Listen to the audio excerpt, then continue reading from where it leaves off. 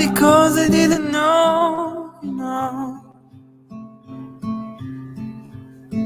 I just knew too much. Does that make me crazy? Does that make me crazy? Does that make me crazy? Possibly.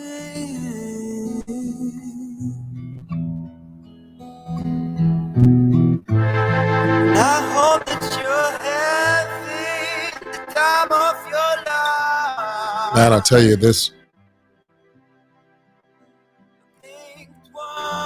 The quality of the internet sometimes is just, it's not what it should be.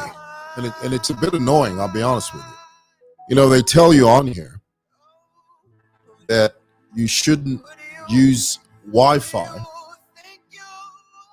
when you're doing these live broadcasts. They say to you, Kay says, unblock us on Facebook. I'm blocked myself. You worried about you. I'm blocked myself. Mark Zuckerberg and his metaverse has unceremoniously blocked me. Look at this. Look at the quality.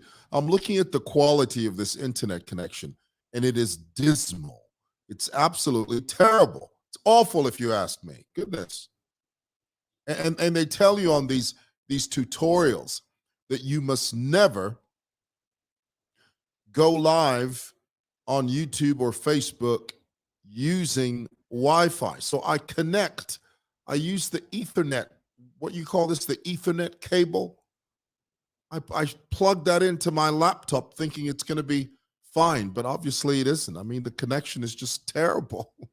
Awful, if you ask me. Hey, everybody, I know it's a few minutes before the news. I just wanted to jump on here very quickly and just talk about how unprecedented this budget was. Now, listen, I'm not an expert in anything budgetorial, okay, but I am a citizen, and I've lived a few years. This is not my first rodeo, but I know enough to tell you that this budget it's pretty hot. It's hot. I mean, it's some hot stuff, in the words of Donna Summer, and we hope that some implementation will go into this, some elbow grease. But I'll tell you what, I think this new administration really do have intent, and they've started off extremely well. That's not to say that they're perfect, because no government ever is, okay? Regardless of how well-intended a government is, you can traverse this whole planet from east to west, from north to south. You will never come across a government that is impeccable.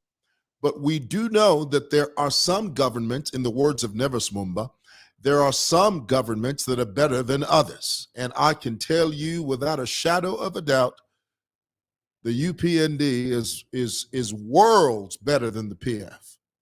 The UPND is a multiplicity of multitudinous hundreds of millions of times better than the Patriotic Front.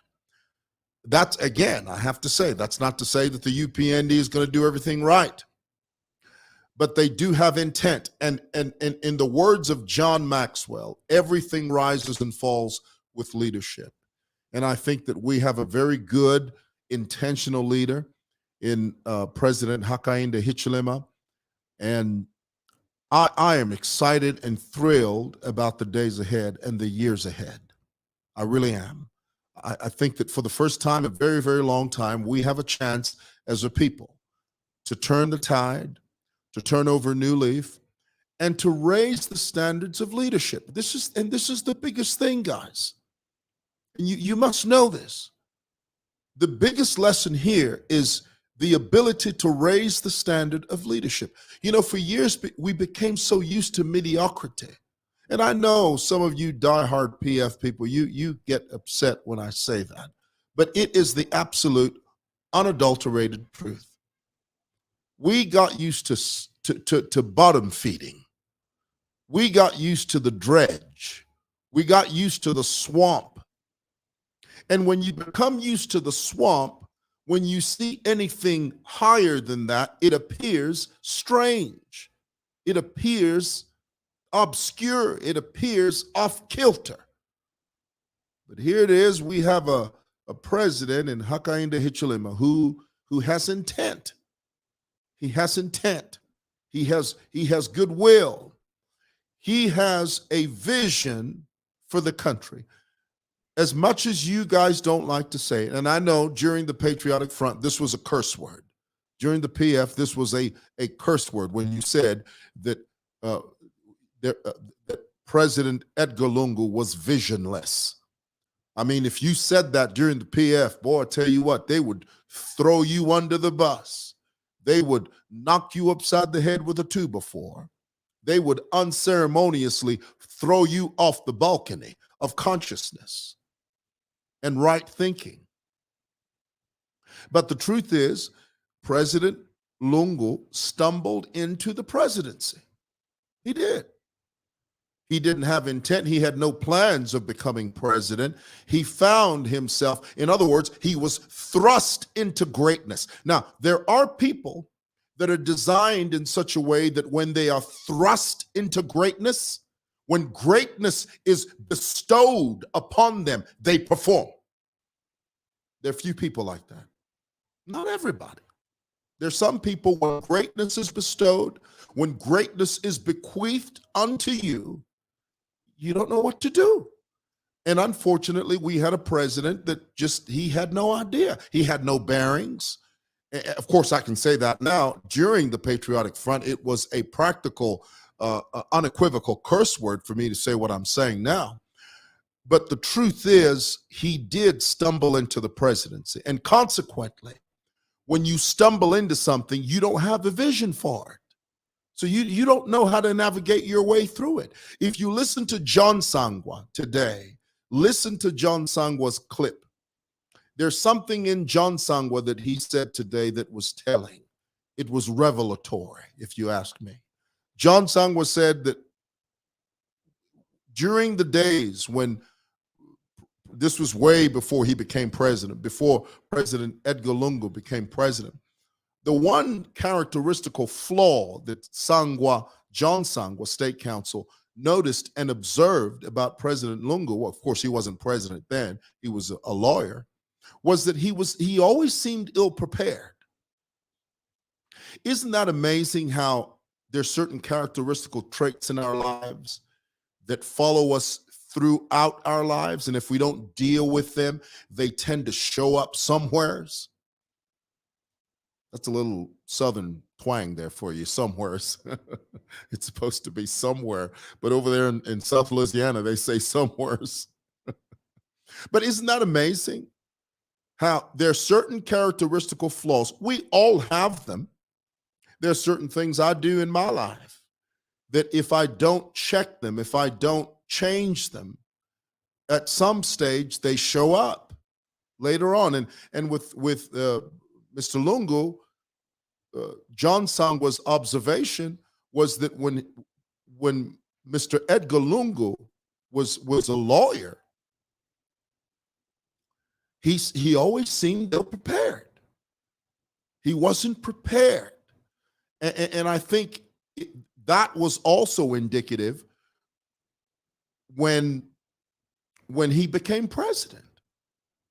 And I think that to a degree, President Lungu hid under this shroud, this terrain, this pavilion of humility. Because, you know, the average Zambian always regarded him as the humble leader, a leader of humility, and the man that was always clasping. You know the word clasping? Not clapping, clasping, when you put your hands together. Always in a mode of prayer, and always in a mode of humility, and always in a mode of servitude, and a man of very few words. So he hid under this pavilion, and he used it very cleverly. And people had this perception of him. But at the same time, what used to happen during the Patriotic Front is that we became so used to mediocrity that now that we have a president that has intent, a president that literally has raised the bar of leadership, taken it to a whole new level, a level that we haven't been accustomed to, a level that we haven't been used to experiencing, it appears strange. Strange. It reminds me of that famous quote by Al Sharpton, the Reverend Al Sharpton. I'm not so sure if it's apropos here, but I'll go ahead and quote it. Al Sharpton once famously said at Michael Jackson's funeral, talking to Michael Jackson's children, he said, "Wasn't nothing strange about your daddy, but it was strange what your daddy had to deal with." In the same vein, by the same token, wasn't nothing strange about being president, but it was strange how we became accustomed to mediocrity. It shouldn't be that way. All right. That's all I had to say. I got to go home. It's late. It's 7 o'clock. I know you guys are about to watch the news. Well, the news is on now. All right. Well, God bless you. Love you guys. Talk to you soon.